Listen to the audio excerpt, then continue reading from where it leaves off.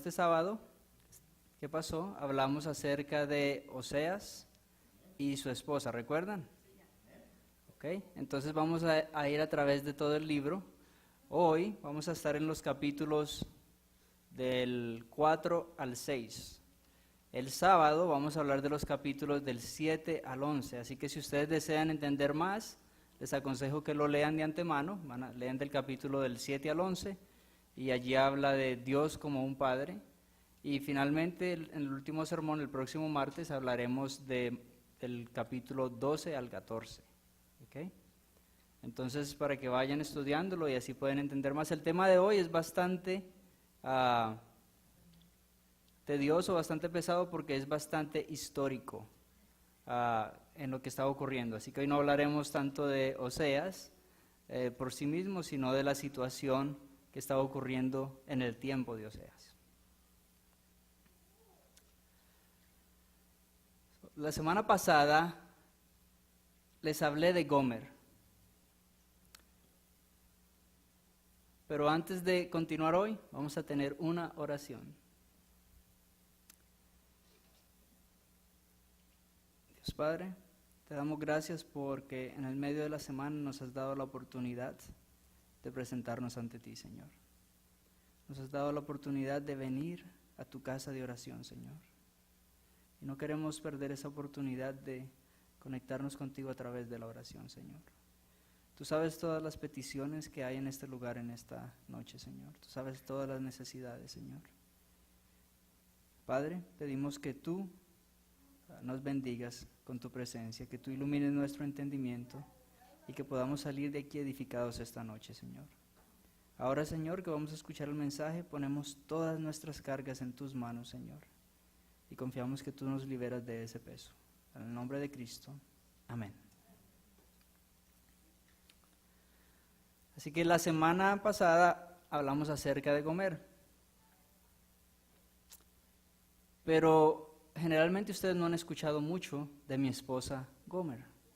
Ustedes no saben acerca de la bondadosa Gomer, no conocen acerca de la juguetona, buena trabajadora y buena esposa Gomer. Lo único que conocen es lo poquito que estaba allí en la Biblia. Pero ella y yo tuvimos una gran relación juntos. Tuvimos 3 hijos al fin y al cabo.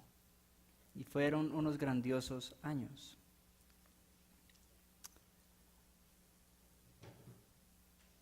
El problema es que cuando yo no conocía de Gomer, sino solamente lo que me decían, pensaba que ella era una terrible persona. Pero cuando la pude conocer, me di cuenta que no era así. En muchas ocasiones nosotros conocemos acerca de las personas, pero no conocemos a las personas. Y cuando esa persona es un artista o una persona pública, no hay mucho problema porque no afecta nuestra vida directamente. Pero cuando esa persona es Dios, ahí sí que hay problema. Y ese era precisamente el problema de mi pueblo. Durante mi tiempo, mi pueblo no conocía a Dios, ni lo reconocían como su Dios. ¿Qué piensan ustedes? ¿Será que eso está sucediendo en su país también? En Estados Unidos, en Nuevo México, en Hubs, que muchas personas ya no reconocen a Dios, ya no conocen de Dios. Hoy quiero hablarles de las acusaciones de Dios a mi pueblo. Y quiero decir a mi pueblo completo, comenzando con los sacerdotes, pasando por el pueblo y terminando con los gobernantes, los líderes políticos. ¿Recuerdas el dolor que describí cuando hablé de mi relación con mi esposa, cuando ella quebrantó mi corazón por su infidelidad? El dolor que Dios experimentó en ese momento fue aún más grande. Déjame preguntarte, ¿cuándo fue la última vez que tú despreciaste a aquella persona que te dio un hermoso regalo? Probablemente nunca. ¿Cuándo fue que alguien en tu cumpleaños te dio un hermoso regalo y tú cogiste el regalo y hiciste a la persona al lado? No creo que muchos hayamos hecho así, aunque puede ocurrir. Pero esto fue lo que hizo mi pueblo con Dios. Era Dios quien estaba proveyendo prosperidad. Y ellos cogieron la prosperidad y rechazaron al dador de ella. Era Dios quien estaba dando seguridad nacional. Y ellos cogieron la seguridad y rechazaron a Dios. Suena bastante ridículo despreciar a aquel que te da tantos regalos, tantos dones. Pero eso fue lo que estaba ocurriendo en mi pueblo. Cuando Yahvé me dio un mensaje para mi pueblo, fui a darlo a sus templos cúlticos, porque eso es lo que eran, unos templos para cultos, en Betel y Gilgal. Y a veces iba a la capital de Samaria. Y dije, pueden leer esto en Oseas capítulo 4, versículo 1. Oíd palabra de Jehová, hijos de Israel, porque el Señor tiene una disputa con los habitantes de la tierra, porque no hay verdad, ni misericordia, ni conocimiento de Dios en la tierra. ¿Pueden notar las tres palabras que yo usé cuando Dios me envió? Dije, no hay verdad, ni misericordia, ni conocimiento de Dios en la tierra. Primero, quiero mencionarles que aquí la palabra verdad no se refiere solamente a una verdad doctrinal, sino a ser veraz y fiel en tu relación con Dios. A veces el pueblo de Dios conocía mucho la voluntad de Dios, pero en su relación con Dios no estaban siendo fieles, no estaban siendo leales. La palabra misericordia se refiere a un amor de pacto. En hebreo esta palabra es hesed y se refiere generalmente a la fidelidad inquebrantable de Dios hacia su pueblo. Aunque su pueblo falla y lo traiciona vez tras vez, Él sigue hesed, sigue siendo fiel a sus promesas, porque Dios no es hombre para cambiar sus promesas. Por último, la palabra conocimiento de Dios es en última instancia recibir una relación personal con Dios, es conocerlo de manera íntima. ¿Pueden ustedes recordar cómo en la Biblia dice que Adán conoció a Eva y se refería a la unión entre marido y mujer? Dios desea que tú tengas una relación íntima con Él. Es la misma palabra que se usa aquí, porque conocer a Dios significa cómo tú respondes al conocimiento de Dios, cómo tú respondes a su revelación a través de los profetas, cómo tú respondes a su revelación a través de su santa ley y cómo tú respondes a su revelación a través de su obrar, de su actuar a través de la historia, tanto en mi pueblo Israel como en tu mundo. Cuando Él hace milagros, cómo tú respondes a ese obrar de Dios. Quiero preguntarte, ¿tienes tú una relación con Dios? ¿Puedes decir que tú conoces a Dios y que Dios te conoce a ti?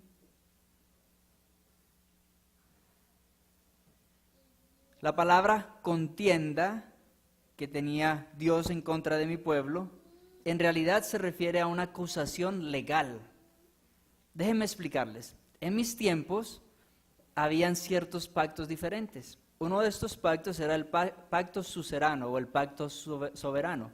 Era un pacto ejercido entre los vasallos y el soberano de la tierra. En este pacto, esta persona promete proteger a sus vasallos mientras ellos sean fieles, sean fiel. Pero hay ciertas estipulaciones. Si ellos son fieles, hay muchas bendiciones, muchos beneficios. Si ellos son infieles, hay maldiciones. Quiero explicarles más claramente. Vengan conmigo a Deuteronomio capítulo 28, versículos del 15 al 19.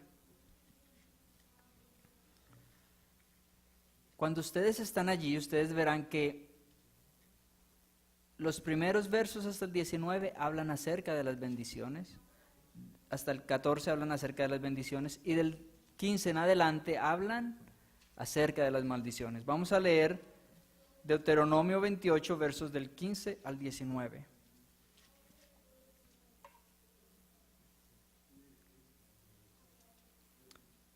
Pero acontecerá si no oyeres la voz de Jehová tu Dios, para procurar cumplir todos sus mandamientos y sus estatutos, que yo te intimo hoy, que vendrá sobre ti todas estas maldiciones y te alcanzarán. Escuchen, maldito serás tú en la ciudad y maldito en el campo. Maldito tu canasta y tu arteza de amasar. Maldito el fruto de tu vientre, el fruto de tu tierra, la cría de tus vacas y los rebaños de tus ovejas. Maldito serás tú al entrar y maldito serás tú al salir. Así que la promesa por quebrantar el pacto es una maldición completa. Cuando te acuestas, cuando te levantas, cuando entras, cuando sales. En este tiempo mi pueblo estaba quebrantando todos los mandamientos de Dios. Como tú puedes leer allí, estaban jurando y mintiendo, matando y robando y cometiendo adulterio. Estaban quebrantando todos los mandamientos de la santa ley de Dios. En una ocasión entré en los tribunales de estos centros cúlticos, lo que yo llamaría temple wannabe. Querían ser imitaciones del templo de Dios en Jerusalén. Y presenté poesía profética como un guardián diciendo: pon a tu boca trompeta, como águila viene contra la casa de Jehová, porque traspasaron mi pacto y se rebelaron contra mí. Ustedes pueden leer eso en Oseas 8:1. Mi pueblo estaba en completa rebelión a Dios. ¿Y por qué creen que mi pueblo estaba actuando de esa manera? Algo semejante a lo que está ocurriendo aquí estaba ocurriendo en ese entonces. Aunque mi pueblo tenía una conmoción política, estaba en un periodo, de hecho unos cuantos años atrás, de éxito económico. Durante el periodo de Jeroboam II hubo bastante recuperación política, porque él aprovechó las victorias de su padre, la preocupación de Siria con Asiria y Asiria con Siria y Egipto, y entonces comenzaron a monopolizar algunos de los territorios, inclusive estaba mi pueblo recibiendo tributo. Así que había bastante prosperidad. ¿Y ustedes creen que con esta prosperidad económica mejoró la situación de mi pueblo? No. Los excesos llegaron al extremo. Tanto las riquezas como la pobreza llegó a su máximo extremo.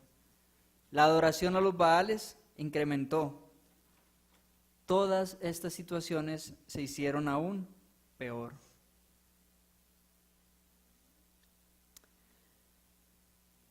Los ritos del culto a los becerros de oro tomaron el lugar de la justicia y la misericordia.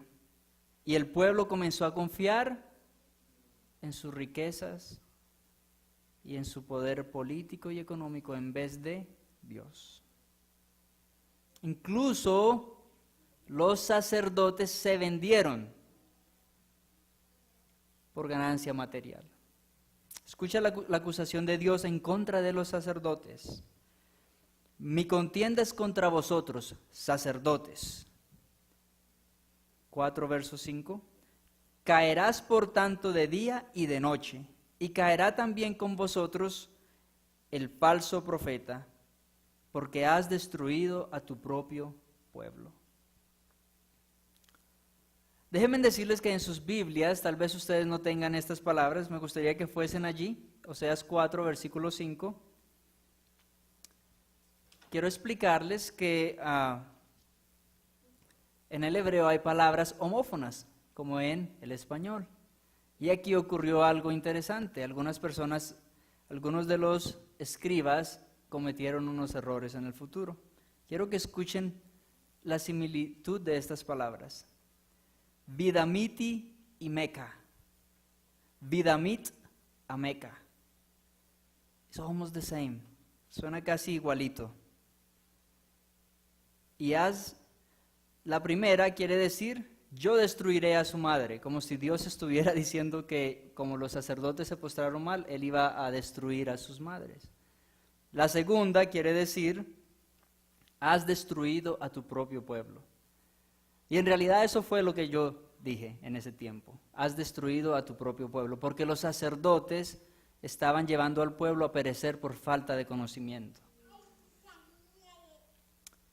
En el verso 6 dice, mi pueblo fue destruido porque le faltó conocimiento. Por cuanto desechaste el conocimiento, yo te echaré del sacerdocio. Pueden comprobar que el problema era las enseñanzas de los sacerdotes a mi pueblo, no eran de acuerdo al conocimiento de Dios. ¿Recuerdan ustedes que cuando Dios estableció su pacto con Israel, la nación entera iba a ser una nación de sacerdotes? Ustedes pueden leer eso en Éxodos capítulo 19, versos del 4 al 6. Porque todos ellos iban a ser una nación de sacerdotes para los demás pueblos alrededor de ellos. Ellos iban a servir de testimonio para Dios. Pero Dios declara aquí: y porque olvidaste la ley de tu Dios, también yo me olvidaré de tus hijos. Aquí se nos iguala la deficiencia de conocimiento como equivalente al olvido de la ley de Dios. No conocer a Dios lleva a violar su ley. Pero las cosas se ponen aún peor. Continúen leyendo conmigo. Oseas capítulo 4, versículo 7. Cuanto más aumentaban los sacerdotes, más pecaron contra mí. Así que el aumento de religión no necesariamente quiere decir el aumento de fidelidad a Dios. Continúa diciendo: han convertido su gloriosa vocación en una desgracia vergonzosa.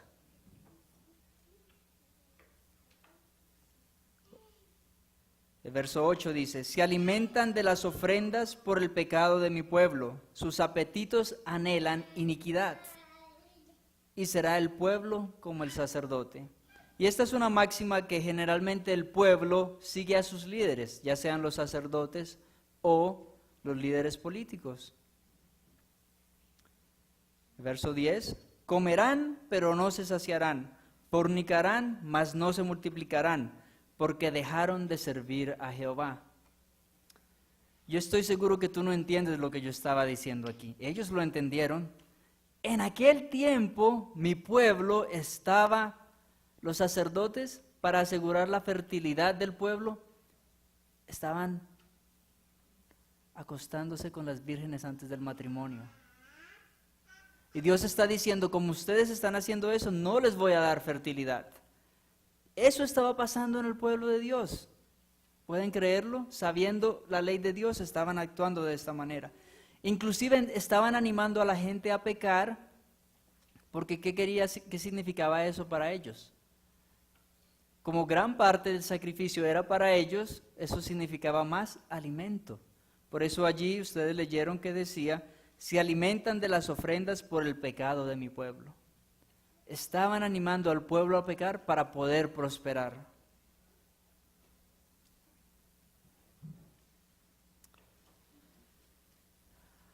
¿Cuántos sacerdotes y pastores infieles alimentan a sus ovejas con una doctrina que no da provecho? No les hablan acerca de la necesidad del arrepentimiento y la conversión. Dicen palabras dulces y reconfortantes, mientras aquellas personas se duermen en su perdición y su iniquidad. ¿Puedes ver la profundidad del problema en mi tiempo? Las mismas instrucciones que Dios dio, las mismas instituciones que Dios estableció para la salvación de su pueblo, han sido totalmente corroídas.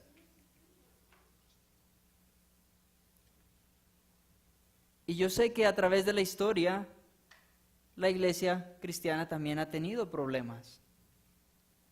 Y muchas personas salen de la iglesia por eso. Esto también ocurría en mi tiempo. Las instituciones que Dios había establecido cesaron de funcionar como Dios deseaba. Los sacerdotes estaban como intermediarios entre Dios y el pueblo, pero ahora eran sacerdotes como obstáculo entre Dios y el pueblo.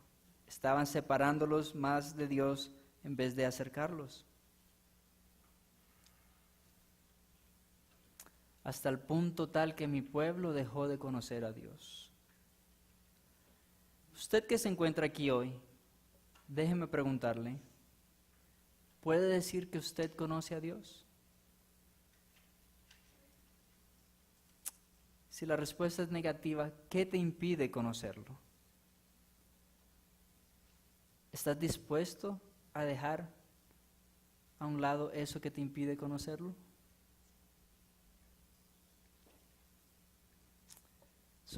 Dios tenía una acusación no solamente en contra de los sacerdotes, sino también en contra de mi pueblo. Vamos al verso 11.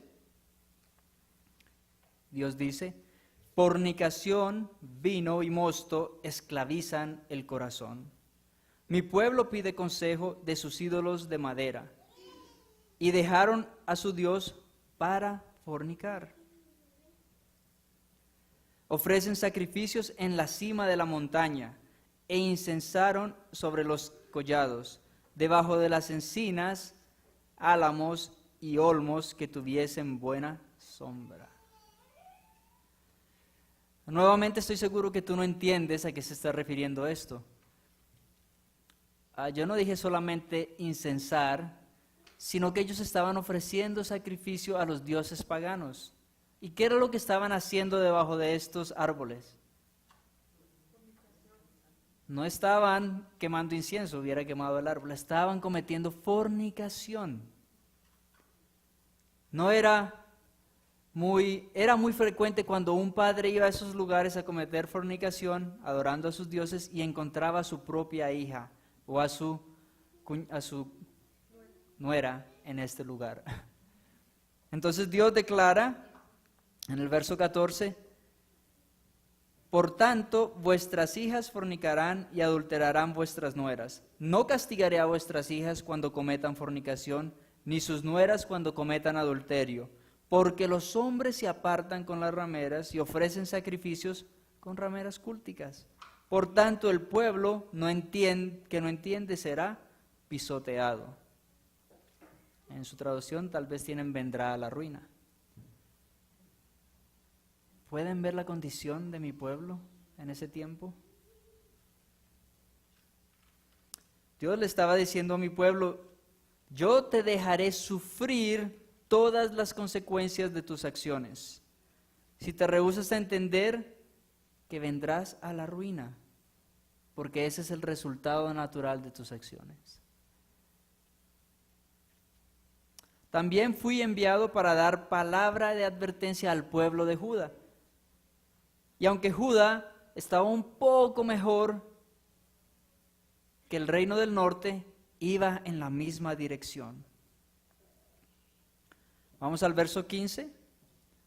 Dice: si tú, Israel, fornicas, a lo menos no peque Judá. No entréis en Gilgal, ni subáis a Bet-Aven. No juréis juramento diciendo: como vive el Señor.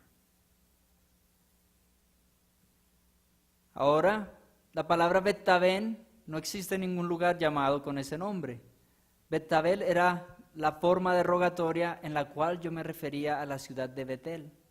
Betel quiere decir casa de Dios, pero ellos lo habían hecho una casa de nada, una casa vacía. Bet-Aven quiere decir una casa vacía, porque había perdido el glorioso significado que tenía este lugar. Pasó de ser la casa de Dios a ser una casa de perdición. Leamos en el verso 16. Porque Israel es terco como un becerro indomita, o sea, no domado. Ahora el Señor les dejará forraje, como un cordero en campo abierto. Verso 17. Efraín se unió a los ídolos, déjalo. Qué tragedia escuchar que Dios diga: déjalo. Como quien dice: ya no quiero más nada que ver con Efraín, déjalo, que se pierda en sus propios caminos. Verso 18, su bebida es la rebelión, fornicaron continuamente, sus gobernantes aman la deshonra, el viento la envolvió o la ató en sus alas, y se avergonzarán por sus sacrificios. Después de esto, Dios me pidió que dijera una queja también en contra de los líderes de mi pueblo. Vengan conmigo a Oseas capítulo 5, versos del 1 al 4. Oíd esto, oh sacerdotes. Oseas capítulo 5, versos del 1 al 4. Oíd esto, oh sacerdotes, y estad atentos, casa de Israel, mi pueblo. Ahora va para los reyes. Escuchad, oh casa del rey, porque para vosotros es el juicio, porque ha sido un lazo en Mizpa y red tendida sobre Tabor. Hicieron que el lugar de Shittim se hiciese profundo. Por tanto, yo castigaré a todos ellos.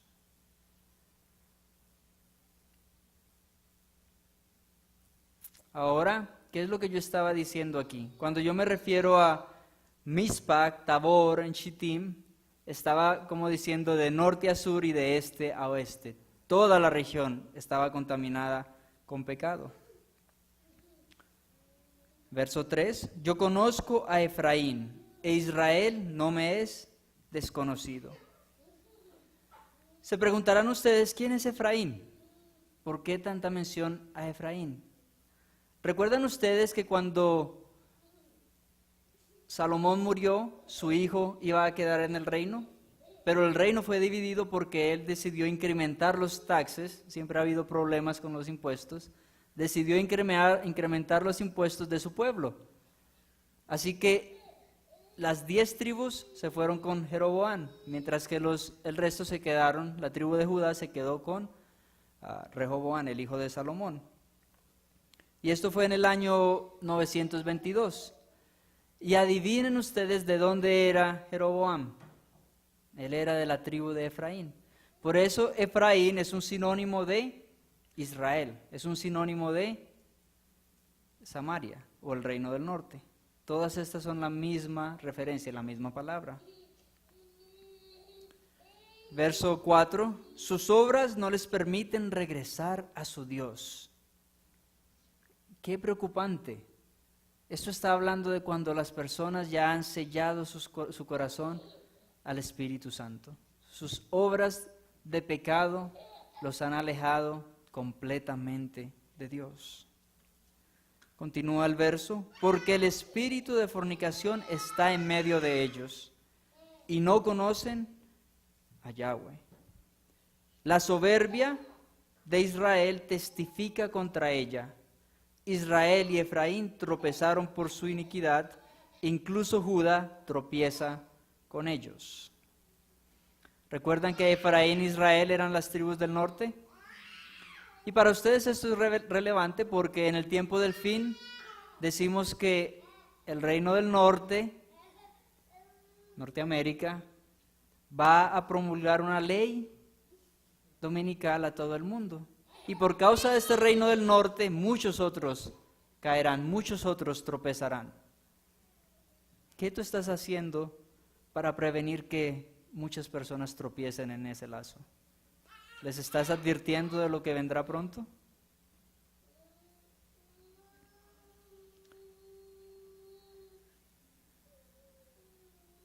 Escuchen cómo sucedió este tropiezo en mi tiempo. Vengan conmigo a Oseas capítulo 5 versos del 8 al 10.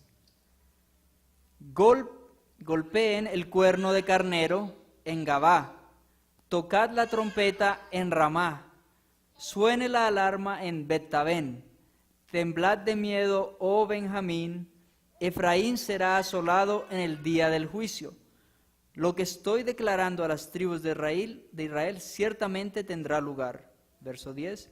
Los príncipes de Judá son como los que traspasaron los linderos, derramaré mi ira sobre ellos como una inundación torrencial. Allí en sus Biblias tienen la palabra agua, pero yo fui bastante más gráfico. Era una inundación torrencial que iba a venir sobre ellos. Déjenme contarles qué fue lo que ocurrió. Durante este tiempo, el rey Resín de Aram Damascus se unió con el rey Peca de Israel para hacer un complot de destruir a Tiglat-Pileser, el rey de Asiria. Entonces ellos fueron a hablarle al rey de Judá, le preguntaron, ¿Quieres formar una coalición con nosotros para destruir a este rey? Judá, el rey de Judá, escuchó las palabras de Isaías y no formó parte de esta coalición. Entonces estos dos reyes, temiendo un traidor en medio de ellos, decidieron atacarlo. Y Dios se enfadó con el reino del norte. Pero en esta ocasión, Dios prometió protegerlo. Sin embargo, el rey de Judá, en vez de recurrir a Dios, recurrió a Tiglat-Pileser, el rey de Asiria, quien vino entonces, mató al rey de Aram Damascus, Resín, derrocó al rey de Israel y tomó bastante territorio. El rey de Judá, aprovechando la situación, subió sus tropas al norte y tomó territorio que no le pertenecía, territorio que no era territorio de Judá. Y por eso Dios dice, los príncipes de Judá son como los que traspasaron los linderos, traspasaron las fronteras. Derramaré mi ira sobre ellos como una inundación torrencial. Ustedes pueden leer todo este evento, si quieren tomar nota, en Isaías capítulo 7, versos del 1 al 9. Allí habla de toda esta narrativa que les acabo de contar. Así que leímos nosotros que dice en el verso 9, Efraín será asolada en el día de juicio. Temblad de miedo, oh Benjamín, porque ellos eran el blanco del ataque de Judá en estos momentos. Y esto fue en cerca del año 1733. Así que yo declaré, los príncipes de Judá son como los que traspasan los linderos, derramaré mi ira sobre ellos. Y sabemos que yo estaba haciendo referencia a un territorio geográfico. Pero ¿qué hay de aquellos que mueven los linderos, que mueven las barreras morales? Por ejemplo, en Estados Unidos, muchos científicos, al tener al alcance de sus manos la posibilidad de hacer transferencias de género, decidieron hacerlo, sin antes meditar qué implicaciones morales esto traería, como lo hemos experimentado con esas leyes absurdas acerca de los baños para cualquier género. En mi tiempo yo vivía en una monarquía. Ustedes viven en tiempos diferentes.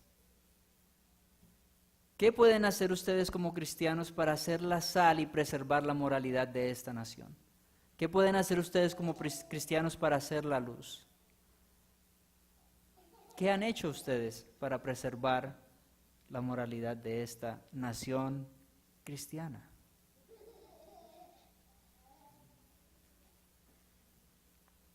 Así que el ataque original de Aram Damascus Israel fue condenado por mí y por Isaías, mientras que el ataque de Judá más tarde fue condenado por Isaías también, ya que ambos fueron una violación a la ley, a la voluntad de Dios.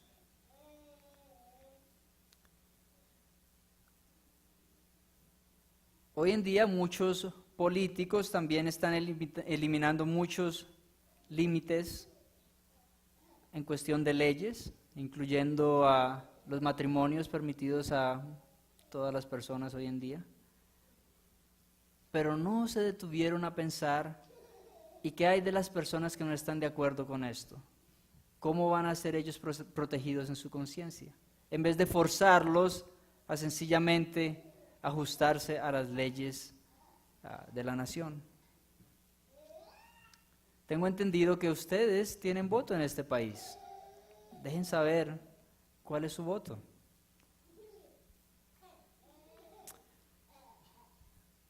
Nuevamente advertí a mi pueblo, pero ellos no escucharon lo que Dios dijo. Oseas 5, capítulo 5, versículos 10 al 12 y 14.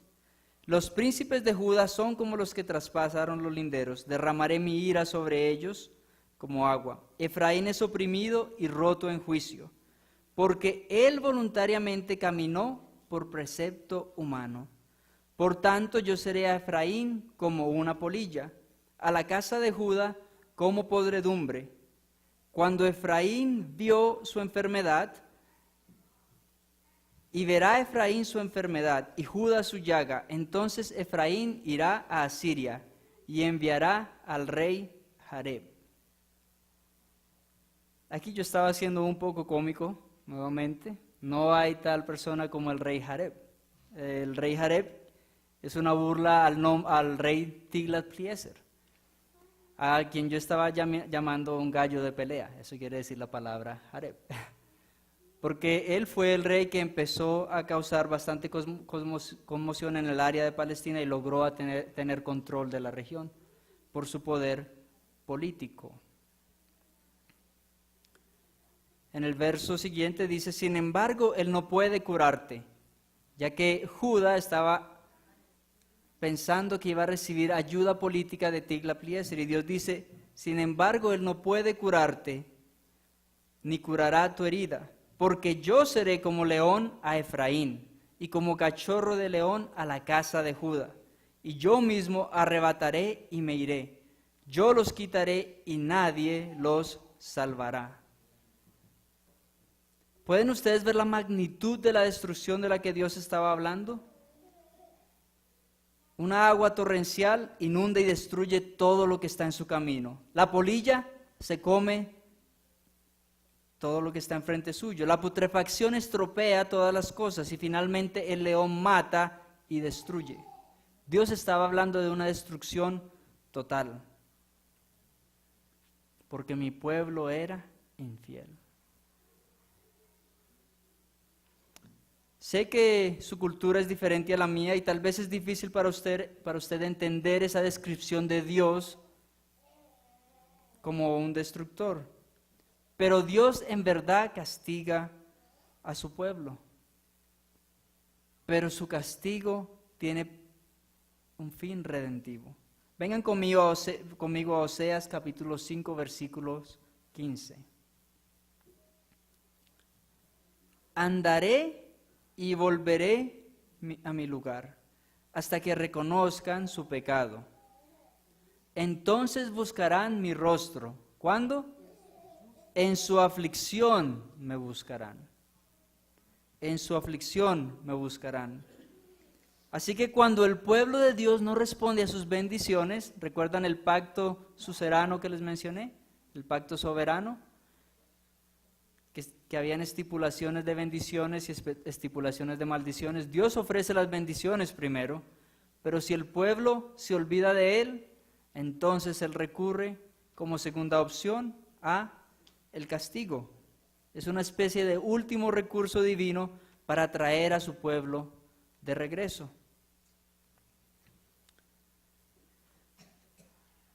Observen también que su presentación de juicio siempre está mezclada con misericordia. Así que si alguna vez tú escuchas un mensaje que solamente habla de destrucción y no tiene esperanza, aquel mensaje no proviene de Dios. Inclusive en este momento, cuando tenía una relación tan dañada entre él y mi pueblo, él ofrece palabras de esperanza. Oseas capítulo 6, versos del 1 al 2, dice, venid y volvamos a Jehová, porque Él ha desgarrado, pero Él nos sanará, hirió, pero Él nos vendará. Después de 2 días nos reavivará, al tercer día nos resucitará, para que podamos vivir delante de Él. Quiero tomar esta oportunidad para explicar que, a diferencia de lo que muchas personas creen, que este texto se refería a la resurrección de Cristo, no es así. Cristo hizo claramente la referencia a los 3 días en relación con Jonás. Dijo, de igual manera que Jonás estuvo 3 días en el vientre del pez, así estará el Hijo del Hombre en lo profundo de la tierra. No tiene nada que ver con este pasaje que yo cité aquí. Aquí sencillamente yo estaba hablando poéticamente de que Dios iba a destruir, pero posteriormente iba a ayudar a su pueblo. Y aquí podemos ver que Dios verdaderamente castiga a su pueblo. Las palabras que usan para destrucción es taraf, que quiere decir desgarra, y yaque, que quiere decir golpea. Pero Dios también promete curación y vendaje. Lo mismo que Él iba a destruir, lo iba a reconstruir y mejor en la siguiente ocasión. Porque esta es una descripción metafórica de las acciones de Dios con su pueblo. Si en alguna vez tú has sentido presión o disciplina del Señor, no pierdas la esperanza. Él está trabajando contigo y desea restituirte.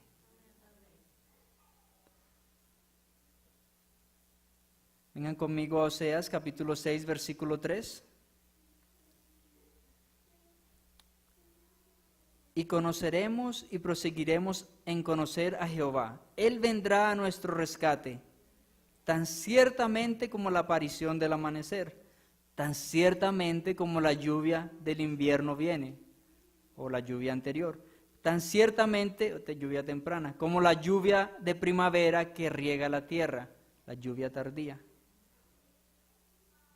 Sí, aquí Dios está prometiendo, el pueblo está pensando que Dios va a venir a restituirlos. Y Dios eventualmente lo iba a hacer, pero no en ese momento. Pero, aunque Dios mezcló esperanza con juicio para su pueblo en ese entonces, vendrá un tiempo en el cual la ira de Dios vendrá sin mezcla. ¿Recuerdan ustedes lo que dijo el apóstol Juan en Apocalipsis capítulo 14, versículo 10? Él también beberá del vino de la ira de Dios, que se derrama sin mezcla en la copa de su indignación, y será atormentado con fuego y azufre en presencia de los santos ángeles y en la presencia del Cordero. Mi pueblo fue restituido eventualmente, pero todas estas personas que no aceptaron el mensaje en ese entonces se perdieron. De igual forma va a ser al fin del tiempo, el tiempo en el cual tú vives. ¿Estás advirtiéndole a las personas de un juicio sin posibilidad de redención? ¿De un juicio sin esperanza?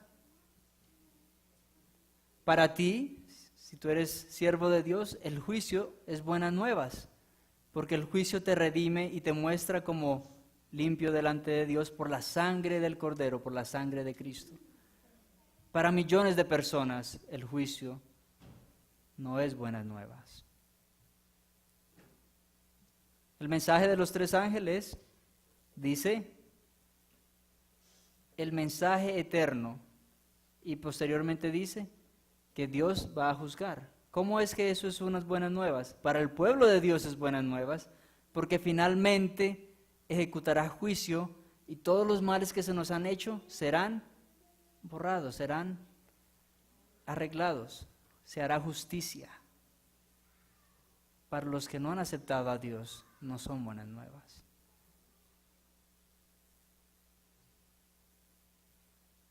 A mí me dolía saber que mi pueblo se iba a perder, así que aún ante sus burlas, aún ante sus ataques, yo les advertí. ¿Estás tú advirtiendo a tu pueblo? ¿Estás tú advirtiendo en la ciudad de Hobbs a las personas que necesitan escuchar? Vamos al verso 4 del capítulo 6. Dios dice: ¿qué haré a ti, Efraín? Oh Judá, ¿qué haré a ti?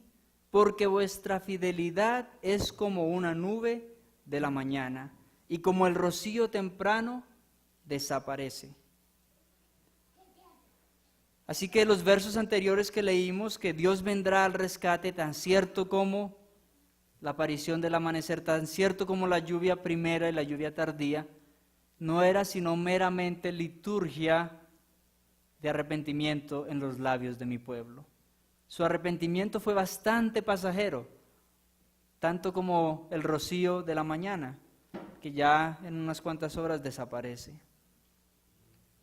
¿Cuándo fue la última vez que tú hiciste una promesa a Dios y no la cumpliste? ¿Cuándo fue la última vez que tú hiciste una promesa a Dios y la cumpliste por un tiempo y luego dejaste? ¿Cuándo fue la última vez que violaste algunos de los votos bautismales? que tú presentaste. Y esto resalta lo efímero, lo pasajero, lo breve de la fidelidad del ser humano, cuando es comparada con la gran fidelidad de nuestro Dios, quien a pesar de nuestras faltas promete restituirnos vez tras vez si solo nos tornamos a Él de nuevo, si solo retornamos a Él. Porque Dios prometió salvarnos por el amor que nos tiene. Ese amor, ese esed, ese amor al pacto que Él ha hecho con su pueblo. Pero aquí Dios todavía necesitaba reprender a mi pueblo. Y miren lo que Él dice. Mientras el pueblo esperaba que Él viniera al rescate, como la luz de la mañana, Dios dice, la salida de Jehová es tan cierta como la luz del alba. Pero miren el próximo verso, mis juicios son como la luz que sale.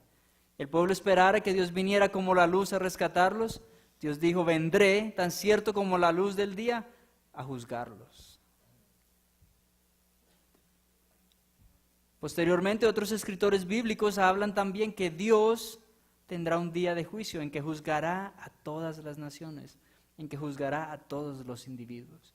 Y nos ha dado certeza de eso al resucitar a Cristo de la muerte.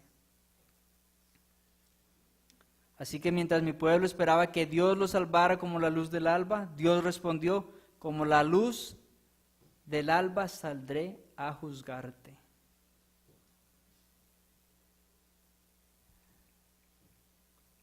Puedo preguntarte por qué tú vienes a la iglesia hoy. ¿Cuál es tu motivación? Mi pueblo ofrecía sacrificios pensando que esto honraba a Dios. Iban a recibir regalos de Él a pesar de sus muchos pecados.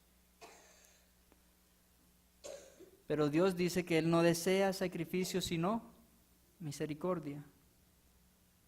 Mi pueblo no conocía a Dios, no conocía su ley. ¿Y cuál creen ustedes que fue la solución de Dios a la falta de conocimiento de mi pueblo? ¿Fue darles algunos estudios bíblicos? No. La falta de conocimiento se arreglaba con la fidelidad a Dios. Posteriormente ustedes escucharán a Jesús en Juan 8 diciendo, si quieren conocer que la doctrina es de verdad, obedezcan mis mandamientos, entonces conocerán que es la verdad. La única forma de conocer a Dios verdaderamente no es doctrinalmente, es a través de una experiencia personal. Es cuando tú has experimentado su gracia a ti. Entonces tú puedes conocerle y por lo tanto deseas servirle. Pero el conocimiento que nos habla Dios no es tanto el conocimiento de los griegos, de la mente, sino un conocimiento de experiencia, una relación personal con Dios. Una y otra vez Dios le mostró su fidelidad a su pueblo infiel. Una y otra vez mostró la infidelidad del pueblo hacia Él, su abierta rebelión e incluso su presunto arrepentimiento, el cual era superficial e hipócrita. Y sin embargo, en Oseas capítulo 6 versículo 11, Dios promete, Oseas capítulo 6 versículo 11, y Judá, se te ha ordenado la siega cuando vuelva a los cautivos de mi pueblo. Cuando retornen y va nuevamente a ser restablecido. Pero la pregunta aquí es, ¿qué tú quieres cosechar en el día en que Cristo venga? Cuando Dios vino a juzgar a mi pueblo, tanto a Israel como a Judá, ellos cosecharon exilio, ellos cosecharon destrucción. ¿Qué estás tú cosechando para el día del aparecimiento de Cristo? Jesús habla de una cosecha al final de los tiempos donde la gente formará parte de uno de dos campos. Y Él dice, el reino de los cielos es como un hombre que sembró una buena semilla en su campo. Y mientras los hombres durmieron, vino su enemigo y sembró cizaña entre el trigo y se fue. Pero cuando el grano brotó y produjo cosecha, también apareció la cizaña. Y vinieron los siervos del dueño y le dijeron: Señor, ¿no sembraste buena semilla en tu campo? ¿Cómo pues tienes cizaña? Y les dijo: un enemigo ha hecho esto. Los siervos le dijeron: ¿quieres que vayamos a recogerlos? Pero él respondió: no, para que no recojan la cizaña, sino que y también desgarréis el trigo junto con ella. Crezcan ambos juntos hasta la siega. Y en el tiempo de la siega diré a los segadores: primero junten la cizaña y atadla en haces para quemar, pero recoge el trigo y llévalo a mi granero.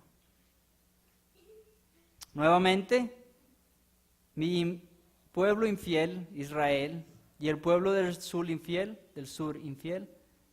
cegaron exilio y juicio.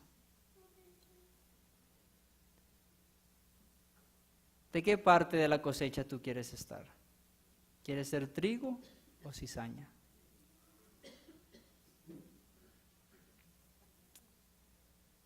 ¿Qué necesitas tú hoy para conocer a Dios de tal manera que cuando Él venga te reconozca y no diga: nunca te conocí, apartados de mí, hacedores de maldad?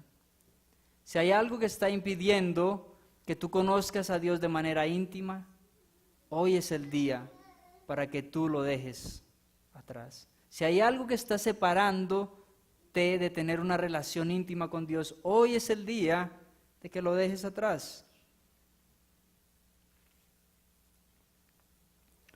Hoy, si ustedes saben que no han guardado fidelidad al pacto de Dios, si saben que hay otras cosas que han tomado el lugar del amor de Dios, el lugar que solamente Dios merece en tu vida, si sabes que el entretenimiento, amistades,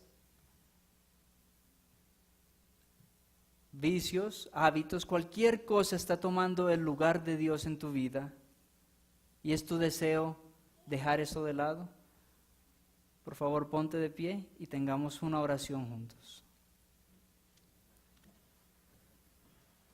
¿Deseas tú volver hoy a los brazos de tu Salvador?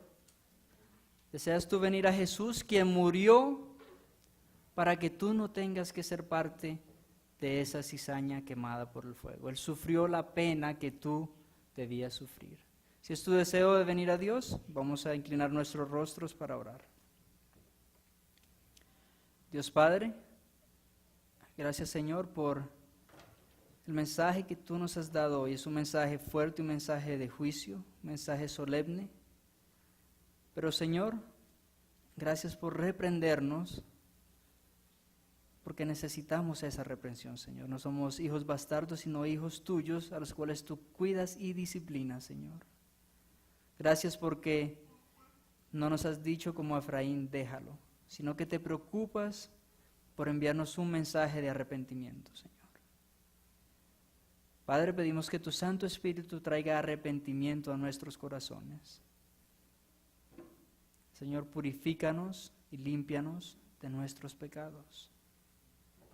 Y llénanos de tu Santo Espíritu para poder caminar en obediencia a ese pacto al que hemos entrado contigo, Señor.